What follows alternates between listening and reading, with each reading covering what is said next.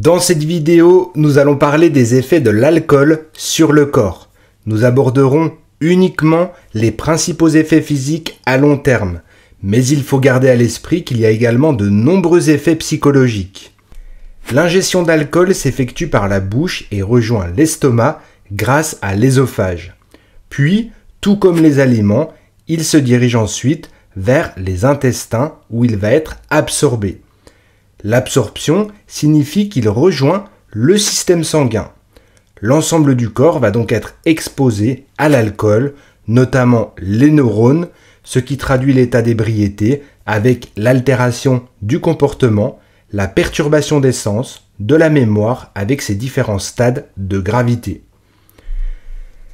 L'alcool étant un élément toxique et inutile pour le corps, il va devoir être éliminé. Le foie joue un rôle majeur dans la dégradation de l'alcool grâce à des processus enzymatiques complexes. Pour faire simple, l'alcool pur, c'est-à-dire l'éthanol, est dégradé en acétaldéhyde, substance très toxique pour le corps. Puis, il est métabolisé en acétate et enfin en acétylcoenzyme A.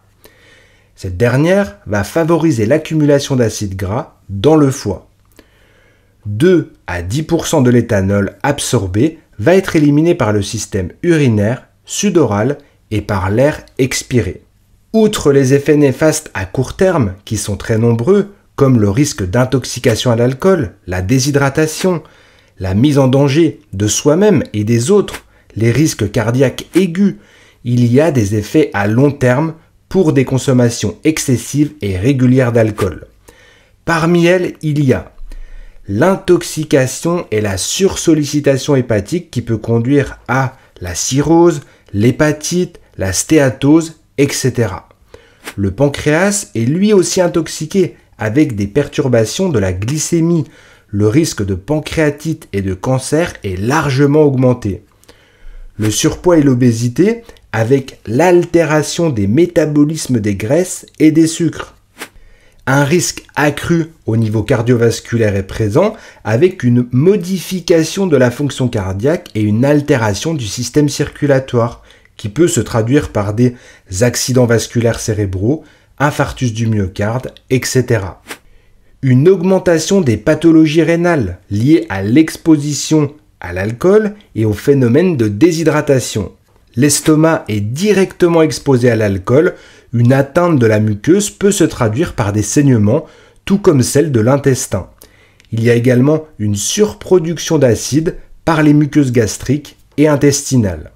Les neurones étant sensibles à l'alcool, ils vont également en subir la toxicité avec une perte neuronale et une altération des fonctions cérébrales, mémoire, comportement, habileté motrice, etc.